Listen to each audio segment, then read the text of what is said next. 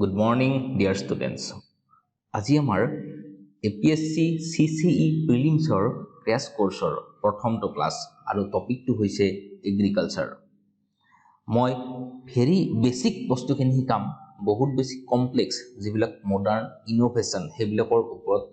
আজি ক্লাছত আলোচনা নকৰোঁ। আৰু প্ৰিলিমছৰ কাৰণে আটাইতকৈ ইম্পৰ্টেণ্ট বস্তুটো হৈছে এক্সটেন্সিভ ষ্টাডি আৰু ৰিটেনশ্যন কেপাচিটি। আৰু আমাৰ ষ্টুডেন্ট বিলাকৰ ৰিটেনশ্যন কেপাচিটিটো তেতিয়াহে বাঢ়িব যেতিয়া আমাৰ ষ্টুডেন্ট বিলাকে বেছিকৈ ৰিভিজন কৰে। মানে পঢ়াটোতো ইম্পৰ্টেণ্ট, পঢ়ি উঠি সেইবিলাক ৰিভিজন মাৰি থাকিব লাগিব আৰু ৰিভিজন কৰিলে বেছিকৈ মনত ৰাখিব পাৰিব। সো এই কোৱেশ্চনটো আহিছে UPSC CSE 2020 to. What are the advantages of fertigation in agriculture? So এইটো ৰিলেটিভলি অলপ মডাৰ্ণ কুৱেশ্চন, মানে UPSCৰ মানে এগ্ৰিকালচাৰৰ ৰিসেন্ট যিবিলাক ইনোভেশন সেই ইনোভেশনৰ ওপৰত অহা কুৱেশ্চন। সো ফাৰ্টিগেশ্যনৰ এডভান্টেজেস কি কি? ফাৰ্টিগেশ্যনটো হৈছে কি যে ফাৰ্টিগেশ্যনটো এটা সিস্টেম অফ ইৰিগেশ্যন। মানে কি হয়, সাপোজ এইটো হৈছে এটা ড্ৰিপ ইৰিগেশ্যন সিস্টেম, আৰু ড্ৰিপ ইৰিগেশ্যনত কি হয়, সাপোজ ইয়াতে আমি এডাল বেঙেনাৰ গছ ৰুইছো আৰু এই ড্ৰিপ ইৰিগেশ্যনত ইয়াতে এটা হোল থাকিব আৰু এই হোলটোৰে ইয়াতে পানী দিয়া যাব। সাপোজ ইয়াতে এটা হোল আছে, ইয়াতে এডাল বেঙেনা গছ ৰুইছো। এনেকে মানে ড্ৰিপ ইৰিগেশ্যনত যিডাল ইৰিগেশ্যন কেনেল, সেই ইৰিগেশ্যন কেনেলডালত ফুটা কিছুমান থাকে আৰু এই ফুটাটোৰে গছডালত মানে লোকেলাইজড পানী দিয়া হয়। আৰু এই ফাৰ্টিগেশ্যন প্ৰসেসটোত কি হয়, এই ড্ৰিপ ইৰিগেশ্যনৰ যি ইৰিগেশ্যন ওয়াটাৰ আছে এই ইৰিগেশ্যন ওয়াটাৰৰ লগত ফাৰ্টিলাইজাৰটো মিক্স কৰি দিয়া হয়, যাতে ফাৰ্টিলাইজাৰ মানে আমি এনে কি কৰোঁ খেতিত, সাপোজ আমি কঠিয়া ৰুলে ফাৰ্টিলাইজাৰটো আমি হাতেৰে ছটিয়াই দিওঁ গোটেই কঠিয়াখিনিত, আৰু ছটিয়াই দিয়াৰ ফলত কি হয়, সেই মানে সাৰবিলাক বৰষুণ আহিলে এইবিলাক উটি গুচি যায় বা গোটেই মাটিখিনিতে সাৰ লাগিলে, কিন্তু আমাক সাৰ আচলতে লাগিছিলে কি, সাৰ আচলতে এই গছডালত লাগিছিলে, মানে লোকেলাইজড এপ্লিকেশ্যন লাগিছিলে। আৰু ফাৰ্টিগেশ্যন কৰিলে কি হয় যে সাৰখিনি লোকেলাইজড এপ্লিকেশ্যন হয়, গোটেই মাটিখিনিত ইফালে সিফালে সিঁচৰতি হৈ নাযায়, জাষ্ট গছডালতে এপ্লিকেশ্যন হ'ব। গতিকে কি হ'ল, মানে ফাৰ্টিলাইজাৰটো ইফিচিয়েণ্টলি ব্যৱহাৰ কৰা হ'ল। আৰু ড্ৰিপ ইৰিগেশ্যন হওক বা স্প্ৰিংকলাৰ ইৰিগেশ্যন হওক, এইবোৰ হৈছে মডাৰ্ণ ইৰিগেশ্যনৰ টেকনিক। আৰু এইবিলাকত কি হয়, পানী কমকে খৰচ হয়, কাৰণ এটা ড্ৰপকে আমি গছবিলাকত যোগান ধৰি আছো। আমি নৰ্মেলি যিটো কনভেনচনেল ইৰিগেশ্যন আছে তাত কি কৰোঁ যে নলাৰে গোটেই খেতি পথাৰখিনিত পানী দিওঁ, কিন্তু ইয়াতে মানে এটা ড্ৰপ কৰি পানী দিছোঁ। গতিকে যিবিলাক ঠাইত পানীৰ অভাৱ আছে সেইবিলাক ঠাইত ড্ৰিপ ইৰিগেশ্যন বা স্প্ৰিংকলাৰ ইৰিগেশ্যনত এনেকুৱা এটা স্প্ৰিংকলাৰ থাকিব, আৰু এই স্প্ৰিংকলাৰটোৰে চাৰিওফালে পানী ড্ৰপকে পৰি থাকিব। সো এইবিলাক যিবিলাক ঠাইত পানীৰ অভাৱ আছে সেইবিলাক ঠাইৰ কাৰণে এই drip and sprinkler irrigation very efficient ৱে।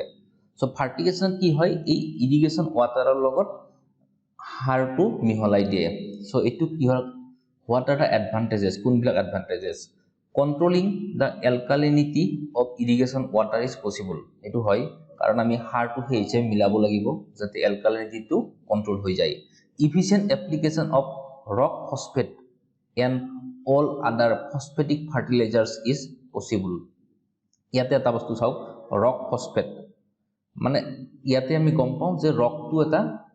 মানে সলিড বস্তু। সো ফাৰ্টিগেশ্যনত কোনবিলাক ফাৰ্টিলাইজাৰ ইজিলি দিব পৰা যাব, যে যিবিলাক ফাৰ্টিলাইজাৰ লিকুইড ফাৰ্টিলাইজাৰ বা যিবিলাক ফাৰ্টিলাইজাৰ পানীত সহজে দ্ৰৱীভূত হয়, তেনেকুৱা ফাৰ্টিলাইজাৰ আমি ইজিলি দিব পাৰিম, liquid and water soluble fertiliser বিলাক। আৰু যিবিলাক ফাৰ্টিলাইজাৰ সলিড ফাৰ্টিলাইজাৰ থাকে, সেই সলিড ফাৰ্টিলাইজাৰ বিলাক কি হ'ব, ইৰিগেশ্যন ৱাটাৰৰ লগত মিহলাই দিলে সেইবিলাক প্ৰেচিপিটেড হৈ তলত পৰি যাব, সেইবিলাক মানে ইৰিগেশ্যন ৱাটাৰৰ লগত সেইবিলাক বিয়পি নাযাব। গতিকে ডেফিনেটলি ৰক ফসফেট এটা সলিড ফাৰ্টিলাইজাৰ, সলিড ফাৰ্টিলাইজাৰ আমি ফাৰ্টিগেশ্যন প্ৰচেছত ইফিচিয়েণ্টলি ইউজ কৰিব নোৱাৰোঁ। গতিকে ষ্টেটমেণ্টটো আমি ইয়াত কাটিয়ে দিলোঁ। Increased availability of nutrients to plants is possible. Definitely ইয়াতে আমি সাপোজ 1 গ্রাম ফার্টিলাইজার দিছো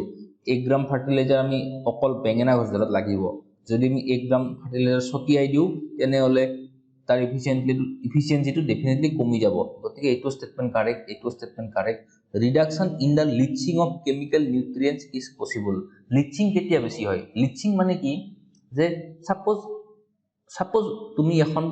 সাপোজ অলপ মাটি আছে সাপোজ অলপ সয়েল লৈছা ইয়াতে এই সয়েলখিনিত তুমি সাপোজ সল্ট মিহলাই দিছা আৰু সল্ট মিহলাই দিলে সাপোজ বৰষুণ দিলে আৰু বৰষুণ দিলে এই সয়েলৰ পৰা কি হ'ব সল্টটো নিমখটো গুচি যাব আৰু তাকে কোৱা হয় যে leaching of salt by rain water from soil এটো কোৱা হয় লিচিং মানে হৈছে গুচাই দিয়া so reduction in the leaching of chemical nutrients is possible so chemical nutrients leaching কেতিয়া বেছি হ'ব যদি আমি মানে পানীটো বেছিকে দিও তেতিয়া কি হ'ব chemical nutrients বিলাক দ্ৰৱীভূত হৈ মানে ওচৰৰ মাটিবিলাকত গুচি যাব পাৰে বা বেছি দ্ৰৱীভূত হৈ সেইবিলাক মাটিৰ তললৈকে গুচি যাব পাৰে so তেতিয়া লিচিংটো বেছি হ'ব কিন্তু ইয়াতে যদি ফাৰ্টিলাইজেশন প্ৰসেসটো কৰো তেতিয়া কি হ'ব মানে যদি আমি ইৰিগেশন ওয়াটাৰলত মিহলাই দিও আৰু ইৰিগেশন ওয়াটাৰটো এফিশিয়েন্টলি ইউজ কৰো তেতিয়া ডেফিনেটলি কেমিক্যাল নিউট্ৰিয়েন্টস বিলাক লিচিংটো কম হৈ যাব লিচিংটো কম হ'ব বৰঞ্চ যিবিলাক গছ গছনি আছে প্ল্যান্ট আছে সেই প্ল্যান্ট বিলাকে নিউট্ৰিয়েন্টসটো বেছিকৈ পাব সো আমি ইয়াৰ পৰা গম পালো 1 3 4 স্টেটমেন্ট কাৰেক্ট গতিকে আনসাৰটো হ'ব 1 3 4 আমি বাই এলিমিনেশন প্ৰসেসও এই প্ৰশ্নটো কৰিব পাৰো এতিয়া আমি এগ্ৰিকালচাৰৰ অলপ বেসিক বস্তুৰ ওপৰত শিকিম আৰু যিবিলাক মডাৰ্ন কনসেপ্ট আছে সেইবিলাক লাহে আমি পিছৰ ভিডিঅত আলোচনা কৰিম সো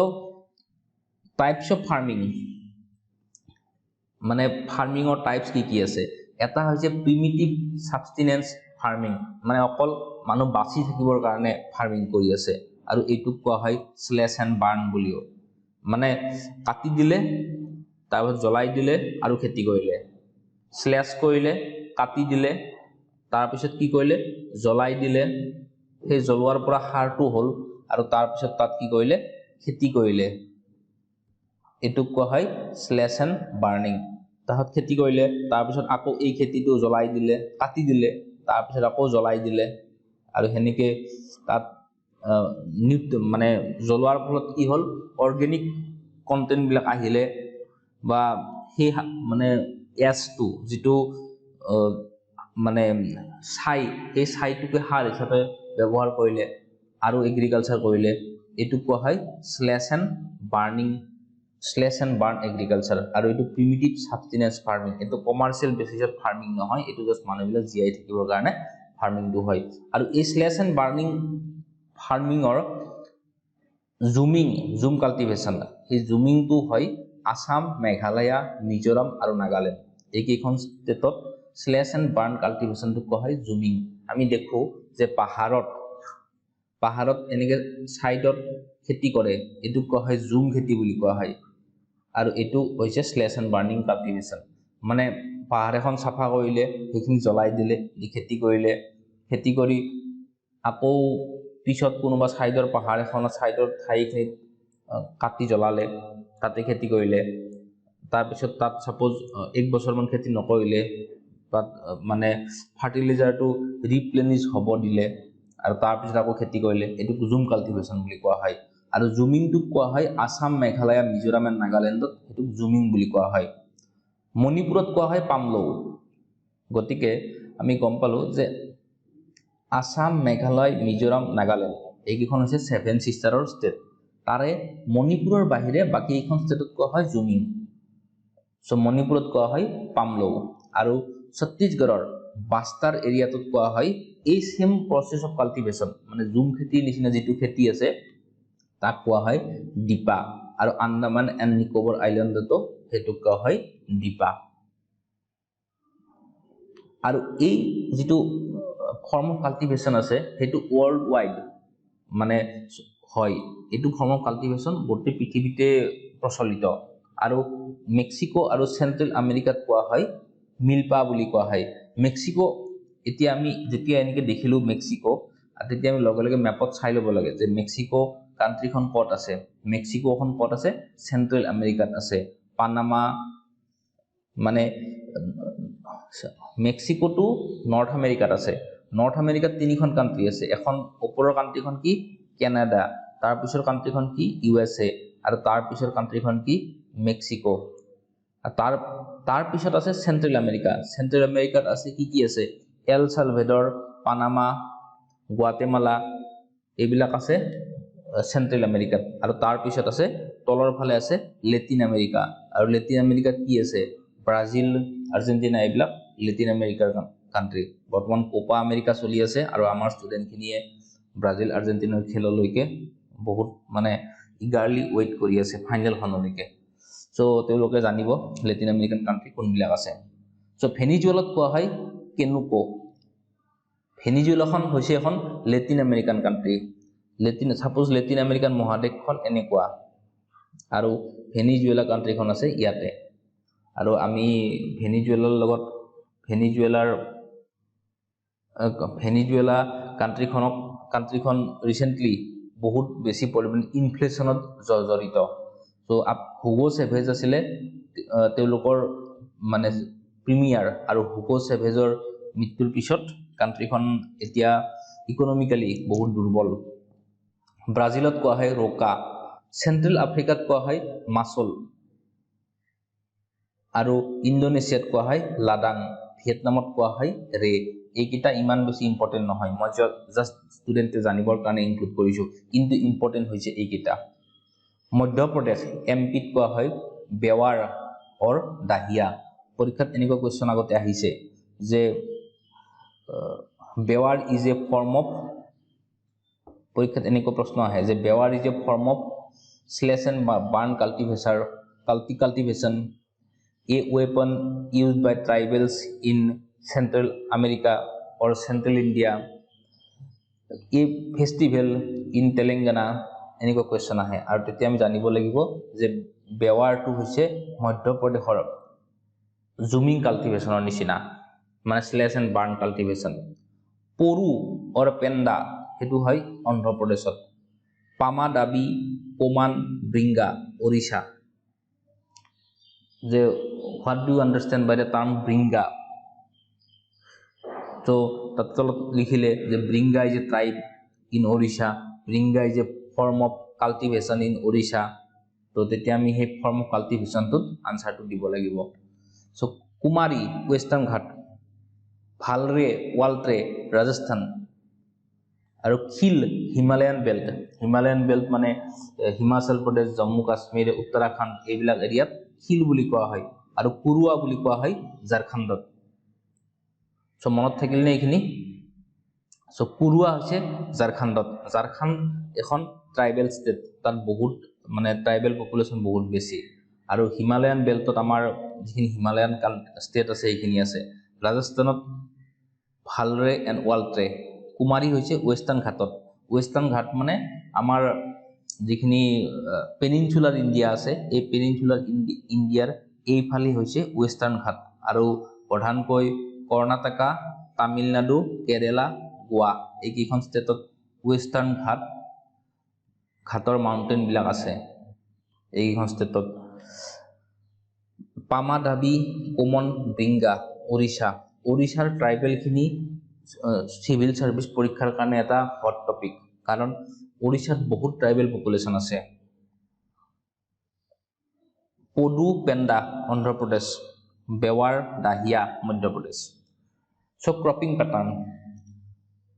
আমাৰ ক্ৰপিং প্যাটাৰ্ন কেইটা আছে তিনিটা ক্ৰপিং প্যাটাৰ্ন আছে এটা আছে ৰবি এটা আছে খাৰিফ আৰু এটা আছে জেইদ ৰবি মানে কি ৰবি মানে হৈছে যিখিনি বস্তু আমাৰ খৰালি কালত হয় আৰু খাৰিফ মানে হৈছে যিখিনি আমাৰ বাৰিষা কালত হয় আৰু খৰালি আৰু বাৰিষাৰ মাজৰ যিটো সিজন আছে সেই মাজৰ সিজনটো কোৱা হয় জেইদ এইখিনিত জেইদ মানে শস্যবিলাক হয় যে ৰবি মানে খৰালি কালত হোৱা শস্যবিলাক কি হুইট বাৰ্লি পিজ গ্ৰাম মাষ্টাৰ্ড এটসেট্ৰা পৰীক্ষাত এনেকুৱা প্ৰশ্ন আহে যে তলৰ কোনটো খৰালি কালত হোৱা শস্য নহয় which of the following is not a rabi crop তেতিয়া আমি ভাল সেইটো জানিব লাগিব যে মাষ্টাৰ্ড, গ্ৰাম, পিচ, বাৰ্লি, হুইট এইকেইটা আমি জানো যে এইকেইটা খৰালি কালত হয়। আৰু বাৰিষা কালত হোৱাবিলাক কি কি? পেডি, এইটোতো আমি জানো ধান খেতি বাৰিষা কালত হয়। মেইজ, মেইজ মানে হৈছে মাকৈ, মাকৈটো বাৰিষা কালত হয়। তাৰপিছত জোৱাৰ, বাজৰা, তুৰ, মুং, অৰহৰ, উৰদ, এই তুৰ আৰু অৰহৰ একে, এই দালিকেইটা হয় বাৰিষা কালত। কটন, কটন বাৰিষা কালত হোৱা শস্য। আৰু আমাৰ অসমত কটন প্ৰডাকশ্যন বহুত বেছি নহয়, কাৰণ আমাৰ বাৰিষা কালত বহুত বৰষুণ দিয়ে আৰু কটনক বহুত বেছি বৰষুণ নালাগে, আৰু সেইকাৰণে সেইবিলাক ঠাইত কটন প্ৰডাকশ্যন বেছি হয় যিবিলাকত বাৰিষা কালত বহুত বেছি বৰষুণ নিদিয়ে, এটা অপটিমাম এমাউণ্টত বৰষুণ দিয়ে। অসমত কটন সেইকাৰণে প্ৰডাকশ্যন নহয়। জুট, মৰাপাট, মৰাপাট বাৰিষা কালত হয়। গ্ৰাউণ্ডনাট বাৰিষা কালত হয়, আৰু গ্ৰাউণ্ডনাট ইণ্ডিয়াৰ হায়েষ্ট প্ৰডাকশ্যন হয় গুজৰাটত। Soybean etcetera. আৰু 3 ক্ৰপছ অফ পেডি, ধান খেতি 3 ধৰণৰ আছে, আহু, শালি আৰু বড়ো, আউচ, অমন আৰু বড়ো, এই 3টা ধান খেতি। তাৰপিছত আহিলে জেইড। জেইড মানে হৈছে যে খৰালি আৰু বাৰিষাৰ মাজৰ সময়খিনিত জেইড মানে ক্ৰপটো হয়। আৰু জেইড ক্ৰপ হৈছে ৱাটাৰমেলন, মাস্কমেলন, কুকুম্বাৰ। তো এইকেইটা ইম্পৰ্টেণ্ট যে ৰাইচৰ কাৰণে কেনেকুৱা ধৰণৰ মানে এনভাইৰনমেণ্ট লাগে। পৰীক্ষাত এনেকুৱা প্ৰশ্ন আহিছে যে মানে if a crop sustain in this following climatic conditions, what kind of crop will it be? Cotton, T, coffee এনেকৈ দিলে যে যদি এটা ক্ৰপে এনেকুৱা ক্লাইমেটিক কণ্ডিশ্যন লাগে, তলৰ কোনকেইটা হ'ব পাৰে এই ক্ৰপটো, মানে ক্লাইমেটিক কণ্ডিশ্যনটো দি দিলে কিন্তু ক্ৰপৰ নামটো পৰীক্ষাত লিখিব দিলে। চ' এনেকুৱা প্ৰশ্ন পৰীক্ষাত আহে। চ' ৰাইচটো হৈছে খাৰিফ ক্ৰপ, আৰু ৰাইচক লাগে হাই টেম্পাৰেচাৰ, সেইটো আমি ক'ব পাৰোঁ, কাৰণ অসমত আমাৰ টেম্পাৰেচাৰ মানে এবভ 25 ডিগ্ৰী চেলচিয়াছ থাকে, গতিকে অসমত ধান খেতি ভাল হয়। আৰু খাৰিফ মানে বাৰিষা কালত হোৱা খেতি। হাই হিউমিডিটি, হাই টেম্পাৰেচাৰ মানে হাই হিউমিডিটি হ'ব, আৰু annual rainfall above 100 centimetre. Assam বা নৰ্থ ইষ্টত এনুৱেল ৰেইনফল থাকে 200 to 400 চেণ্টিমিটাৰ, এনেকুৱা এভাৰেজ এনুৱেল ৰেইনফল থাকে। চ' এবভ 100 চেণ্টিমিটাৰ হ'লে ডেফিনেটলি হাই হিউমিডিটি হ'ব, আৰু এনেকুৱা কাৰণে ৰাইচটো বেটাৰ। আৰু হুইট মানে গম খেতি ৰবি ক্ৰপ, খৰালি কালত হয়। তো খৰালি কালত হয় মানে কুল গ্ৰয়িং ছিজন, ঠাণ্ডা গ্ৰয়িং ছিজনটো লাগে। আৰু ঠাণ্ডা গ্ৰয়িং ছিজন মানে ব্ৰাইট ছানশ্বাইন ডিউৰিং ৰাইপেনিং, যেতিয়া চপাবৰ হয় তেতিয়া ব্ৰাইট ছানশ্বাইন লাগে, আৰু যদি ব্ৰাইট ছানশ্বাইন নহয় তেতিয়া গমবিলাক পেষ্ট এটাক হয়, বা গমবিলাক মানে গুড কোৱালিটিৰ নহয়। তো ডেফিনেটলি খৰালি কালত ব্ৰাইট ছানশ্বাইন থাকে। আৰু 50 to 70 centimetre annual rainfall, evenly distributed. ৰেইনফলটো যিটো গ্ৰয়িং ছিজন আছে সেই গ্ৰয়িং ছিজনটোত ইভেনলি ডিষ্ট্ৰিবিউট হ'ব লাগিব। এসপ্তাহত 50 বা 75 চেণ্টিমিটাৰ বৰষুণ হ'লে নহ'ব, গোটেই ছিজনটোত ইভেনলি ডিষ্ট্ৰিবিউট হ'ব লাগিব। আৰু সেইকাৰণে হুইটৰ খেতিটো মেইনলি ইণ্ডিয়াৰ নৰ্থ ইণ্ডিয়াত হয়, য'ত বৰষুণৰ প্ৰাদুৰ্ভাৱ কম। ৰাজস্থান, ৱেষ্টাৰ্ণ ইউ পি,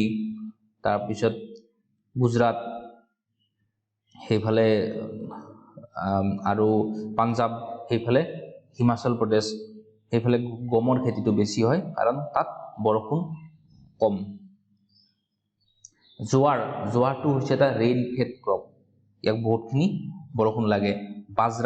বাজৰাটো হয় চেণ্ডি চইলত আৰু চেলো ব্লেক চইল। চ' চেণ্ডি চইলত বাজৰা হয়, গতিকে ৰাজস্থান বা এইবিলাক ঠাইত বৰষুণ কম হোৱা ঠাইত বাজৰা খেতি ভাল হয়। আৰু সেইটো বেটাৰো হয় এটা যে যিবিলাক বৰষুণ কম হয়, কিছুমান ইণ্ডিয়াৰ জেগাত বহুত খৰাং এফেক্টেড হয়, ড্ৰট এফেক্টেড হয়। ছাপ'জ বুন্দেলখণ্ড ৰিজিয়ন, ইয়াতে মানে বৰষুণ বহুত কম হয়, আৰু যে বুন্দেলখণ্ড ৰিজনত বৰষুণ কম হোৱাৰ কাৰণে সেইবিলাক ঠাইত বাজৰা খেতিৰ কাৰণে উপযোগী। মানুহবিলাকে বৰষুণ কম পালে আৰু তাৰ ফলত এটা গুড নিউট্ৰিয়েন্ট থকা কিন্তু শস্য উৎপাদন কৰিব পাৰিলে সো ডেফিনেটলি বাজৰাটো মানে এইবিলাক ঠাইৰ কাৰণে এটা আশীৰ্বাদ স্বৰূপ তাৰ পিছত আহিলে মেইজটো এটা খাৰিফ ক্ৰপ আৰু এটো 21 ডিগ্ৰী সেলসিয়াস তো 27 ডিগ্ৰী সেলসিয়াস ইয়াৰ টেম্পাৰেচাৰ থাকিব লাগে মেইজ মানে হৈছে মাকৈ বাৰিষা দিনত হয় তাৰ পিছত আহিল পালছটো মানে যিবিলাক আমাৰ পালছ আছে মানে দাইল সো পালছটো বোথ খাৰিফ এণ্ড ৰবি খাৰিফ মানে খৰালিও হয় বাৰিষাও হয় পালছ লেছ ময়েশ্চাৰ লাগে পালছৰ কাৰণে survive in dry condition leguminous except অৰহৰ লেগুমিনাস মানে যিবিলাক গছে যিবিলাক উদ্ভিদে নাইট্ৰজেন ফিক্সেশন কৰিব পাৰে আৰু নাইট্ৰজেন ফিক্সেশন কৰি মাটিৰ উৰ্বৰতা বঢ়ায় মাটিৰ মানে হাৰটো বঢ়ায় আৰু অৰহৰৰ বাহিৰে তুৰ বা অৰহৰ সেই ডালটোৰ বাহিৰে বাকি গোটেইবিলাক পালছ লেগুমিনাস মানে মাটিৰ উৰ্বৰতা বঢ়ায় আৰু সেই কাৰণে পালছৰ খেতি এটা সাইক্লিক্যাল মেনাৰত কৰা হয় সাপোজ পেডি খেতি কৰিলে পেডিৰ পিছত পালছ খেতি কৰিলে আৰু পেডিৰ পিছত পালছ খেতি কৰিলে পেডিৰ ফলত কি হল মাটিৰ উৰ্বৰতাটো হ্ৰাস হৈ গল আৰু পালছ খেতি কৰাৰ পিছত মাটিৰ উৰ্বৰতাটো আকৌ বৃদ্ধি হৈ গল কাৰণ এইটো হৈছে লেগুমিনাস ক্ৰপ আৰু লেগুমিনাস ক্ৰপে মানে ইয়াৰ মানে আমাৰ বায়ুমণ্ডলৰ পৰা নাইট্ৰজেন লৈ মাটিত সেই নাইট্ৰজেন ফিক্সেশন কৰিব পাৰে সো যেহেতু লেছ ময়েশ্চাৰ লাগে আৰু ড্ৰাই কন্ডিশনত সাৰ্ভাইভ কৰে গতিকে পালছ খেতি যিবিলাক ড্ৰাই ৰিজিয়ন ইণ্ডিয়াৰ যিবিলাক ড্ৰপ এফেক্টেড ৰিজিয়ন সেই ৰিজিয়ন বিলাকৰ কাৰণে ভাল হয় সেই ৰিজিয়ন বিলাকত পালছ খেতিটো ভাল হয় আৰু পালছৰ ক্ষেত্ৰত আমি ইণ্ডিয়া হৈছে ওয়াৰ্ল্ডৰ হাইয়েষ্ট কনজিউমাৰ অফ পালছ আৰু আমি যিমানখিনি প্ৰডাকশন কৰো সেইখিনিয়ে আমাৰ Indian total demand meet up কৰিবই নোৱাৰে আৰু সেই কাৰণে আমি সাউথ মানে আফ্ৰিকান কান্ট্ৰি যেনে মোজাম্বিক এইবিলাকৰ পৰা পালছ ইণ্ডিয়ালৈ ইম্পোৰ্ট কৰিব লগা হয় মানে আমদানি কৰিব লগা হয় আৰু সেই কাৰণে চৰকাৰে বৰ্তমান পালছ খেতি বৃদ্ধিৰ কাৰণে পালছৰ MSP আদিও বৃদ্ধি কৰিছে যাতে মানুহে বেছি পালছ মানে দাইলৰ খেতি কৰে আৰু বিশেষকৈ যিবিলাক ড্ৰাই ৰিজিয়ন আছে সেইবিলাক ঠাইত পালছ খেতি কৰিবলৈ মানুহক উৎসাহিত কৰিছে সুগাৰ কেনৰ কাৰণে টেম্পাৰেচাৰ লাগে 21 degree Celsius to 27 degree Celsius আৰু ইয়াৰ কাৰণে হট ক্লাইমেট লাগে হিউমিড ক্লাইমেট লাগে আৰু বৰষুণ লাগে 75 সেন্টিমিটাৰ টু 100 সেন্টিমিটাৰ মানে বৰষুণ ইয়াত ৰিলেটিভলি বেছি লাগে আৰু হট এণ্ড হিউমিড ক্লাইমেট লাগে কফি ইণ্ডিয়াত প্ৰধানকৈ আৰবিকা ভেৰাইটিটো হয় আৰু এটো নীলগিৰিছ এণ্ড ৱেষ্টাৰ্ণ ঘাট এইকেইটা ৰিজিয়নতে প্ৰধানকৈ কফি হয় তামিলনাডু কৰ্ণাটকা কেৰালা এই তিনিখন ষ্টেটতে মেইনলি কফি হয় আৰু টিটো আমাৰ কাৰণে ইম্পৰ্টেন্ট কাৰণ অসমত বহুত টি প্ৰডাকশন হয় টি ট্ৰপিক্যাল এণ্ড সাব ট্ৰপিক্যাল বোথ ক্লাইমেটত হয় ট্ৰপিক্যাল ক্লাইমেট মানে কোনটো এইখন আমাৰ পৃথিৱী এইডাল হৈছে ইকুৱেটৰ বিষুৱ ৰেখা আৰু ইয়াৰ 23.5 ডিগ্ৰী নৰ্থত যিডাল আছে সেইডাল হৈছে ট্ৰপিক অফ কেন্সাৰ মানে কৰ্কট ৰেখা আৰু 23.5 ডিগ্ৰী সাউথত যিডাল আছে সেইডাল হৈছে ট্ৰপিক অফ কেপ্ৰিকৰ্ন তো ট্ৰপিক অফ কেন্সাৰ আৰু ট্ৰপিক অফ কেপ্ৰিকৰ্নৰ মাজত যিখিনি এৰিয়া আছে এই ৰিজিয়নখিনি কোৱা হয় ট্ৰপিক্যাল ৰিজিয়ন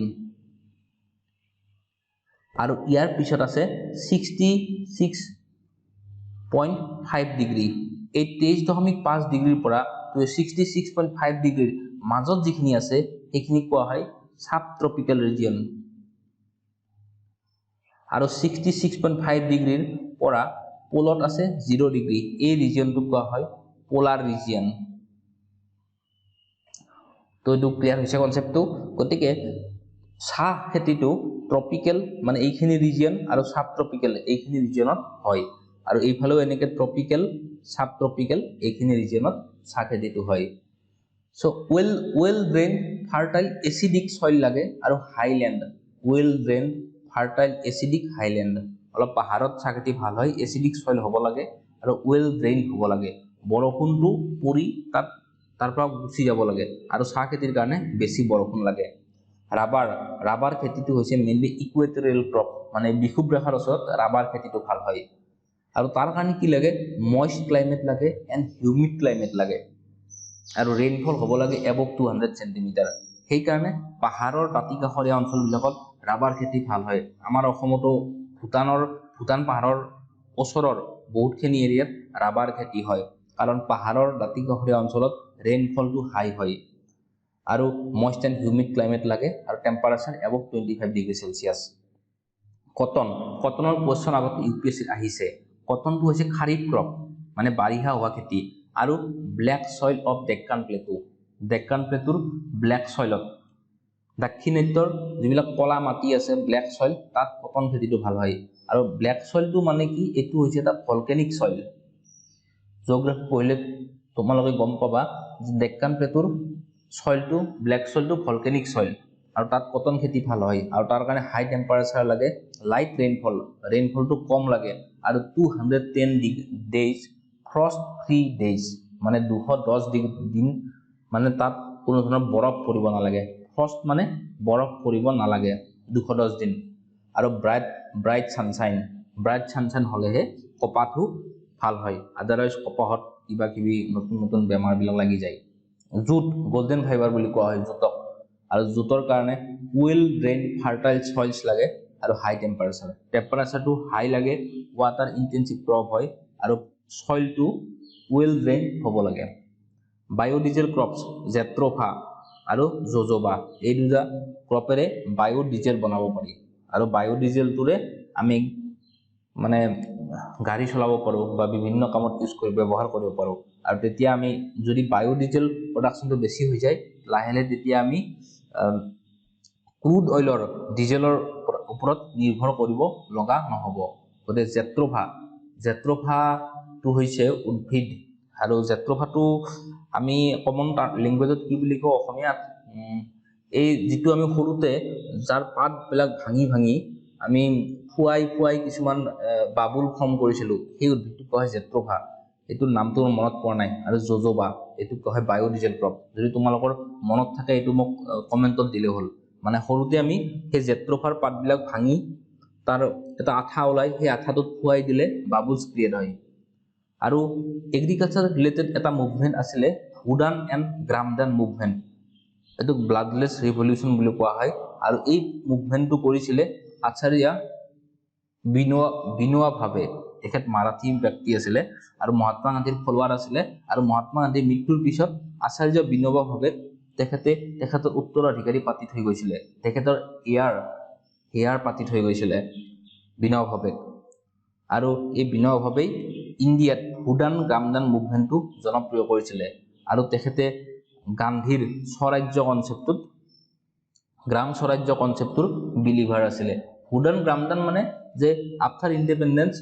বহুত মানুহৰ ঘৰত মাটি নাছিলে বহুত খেতিয়কৰ লেণ্ডলেছ লেবাৰাৰ আছিলে বহুত খেতিয়কৰ মাটি নাছিলে আৰু যিবিলাক জামিনদাৰ আছিল বা যিবিলাক মানুহৰ হাতত বহুত বেছি খেতি আছিল তেওঁলোকে কি কৰিছিলে এই দুখীয়া মানুহৰ মাজত কিছুমান মাটি দান কৰি দিছিলে যাতে তেওঁলোকক মানে ভালকৈ জীৱন যাপন কৰিব পাৰে আৰু তাকে কয় ভূদান মানে মাটি দান আৰু গ্ৰামদান মানে যিবিলাক জামিনদাৰ আছিলে সেই জামিনদাৰবিলাকৰ হাতত বহুত কেইখন গাঁও আছিলে সাপোজ এটা জামিনদাৰৰ হাতত আছে 25খন গাঁও তেতিয়া কি কৰিব তেখেতে কিছুমান গাঁও এই গাঁওবিলাকৰ লেণ্ডলেছ যিবিলাক লেবাৰাৰ আছে সেই লেবাৰাৰবিলাকক সাপোজ 4খন গাঁও তেখেতে এই লেণ্ডলেছ লেবাৰাৰবিলাকক খেতি কৰিবলৈ দি দিলে আৰু সেইটো কোৱা হয় গ্ৰামদান ভূদান মানে মাটি দান গ্ৰামদান মানে গাঁও এখন দি দিছিলে জামিনদাৰবিলাকে আৰু ভূদান মানে যিবিলাক ইণ্ডিভিজুৱেল মানুহৰ বহুত মাটি আছিলে তেওঁলোকেও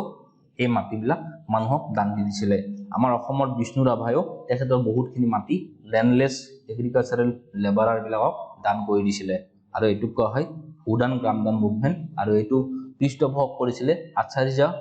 বিনোবা ভাৱে আৰু গান্ধীৰ গ্ৰাম স্বৰাজ্য কনচেপ্টত বিশ্বাস কৰিছিলে এখেতে গান্ধীৰ গ্ৰাম স্বৰাজ্য কনচেপ্ট মানে every village is a Republic প্ৰত্যেকখন গাঁৱে মানে নিজৰ ধৰণে মানে আত্মনিৰ্ভৰশীল হ'ব লাগিব গ্ৰাম স্বৰাজ্য কনচেপ্ট চ' আজিলৈ এইখিনিয়ে যদি কিবা কুৱেশ্যন থাকে মোলৈ পঠালে হ'ল, কমেণ্টত লিখি পঠালে হ'ল। আৰু যদি ভিডিঅ'টো ভাল পাইছে লাইক, কমেণ্ট এণ্ড ছাবস্ক্ৰাইব কৰি দিব। Thank U.